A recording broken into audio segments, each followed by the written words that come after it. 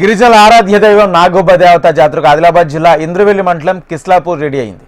జాతరలో ప్రధాన ఘట్టమైన గంగా జల సేకరణ ఘట్టం ప్రారంభమైంది. జనవరి 18న అమావాస్య రోజు అర్ధరాత్రి మహాపూజలతో జాతర ప్రారంభం కానుంది. మొస్రం వంశీయులు గంగా జల సేకరణకు 300 కిలోమీటర్ల పాదయాత్రకు బయలుదేరారు. ఆదివాసీ కుంభమేళాగా పిలుచుకునే నాగోబ జాతర ఉత్సవ ఏర్పాట్లపై హెచ్ఎంటీవీ రిపోర్ట్.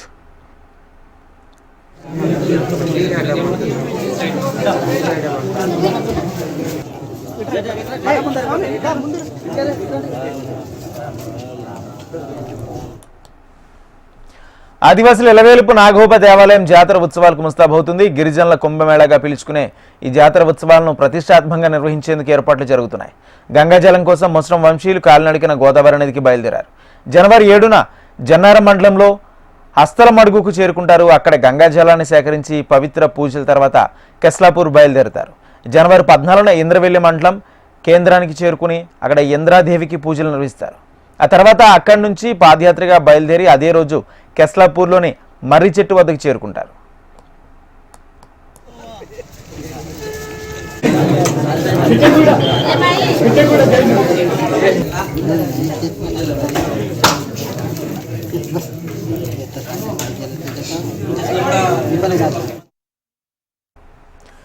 కిస్లాపూర్లో ఏటా పుష్యమాసంలో జాతర నిర్వహిస్తారు. మొస్రం వంశీయులు కులదైవంగా నాగదేవత పూజలు అందుకుంటుంది. జనవరి 18న పుష్య అమావాస్యం సందర్భంగా నాగోబ దేవాలయంలో మహాపూజతో ఉత్సవాలు ప్రారంభమవుతాయి. కిస్లాపూర్ నాగోబ జాతర ఉత్సవాలకు తెలంగాణతో పాటు మహారాష్ట్ర, ఛత్తీస్గఢ్, మధ్యప్రదేశ్, బీహార్, ఏపీ రాష్ట్రాల నుంచి వేలాది మంది భక్తులు హాజరు కానున్నారు. భక్తులకు కావాల్సిన ఏర్పాట్లు చేస్తున్నారు. సమ్మక్క సారళమ్మ జాతర తర్వాత కిస్లాపూర్ జాతర 2వ స్థానంలో నిలుస్తుంది.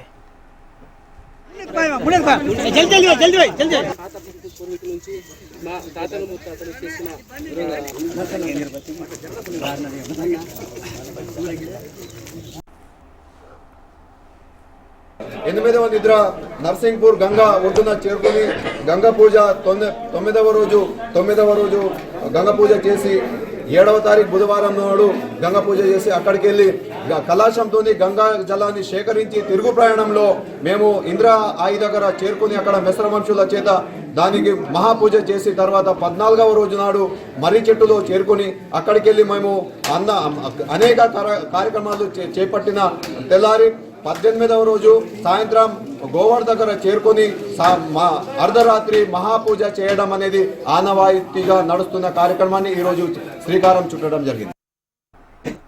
మొస్రం వంశానికి చెందిన గిరిజనులు గోదావరి నీటి కోసం కాలినడకన మట్టి కుండలతో గోదావరి నది నుండి నీటిని తీసుకొచ్చి నాగదేవత విగ్రహానికి అభిషేకం చేస్తారు. వీరికి గ్రామాల్లో ఇతర గిరిజన కుటుంబాలు స్వాగతం పలికి ప్రత్యేక పూజలు చేస్తారు.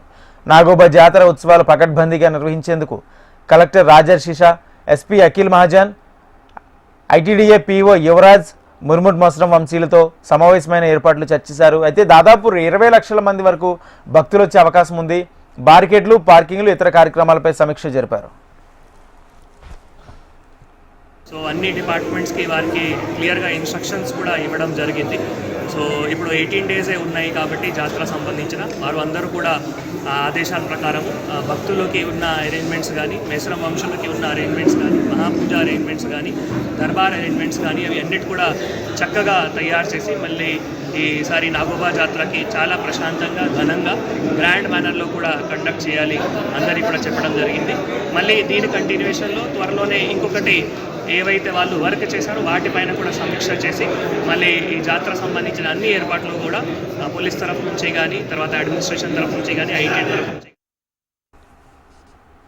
వందల సంవత్సరాల నుంచి సాగుతున్న నాగోబ జాతరకు ఎంతో ప్రాశస్త్యం ఉంది. నాగోబను దర్శించుకుంటే సకల శుభాలు కలుగుతాయని భక్తుల విశ్వాసం.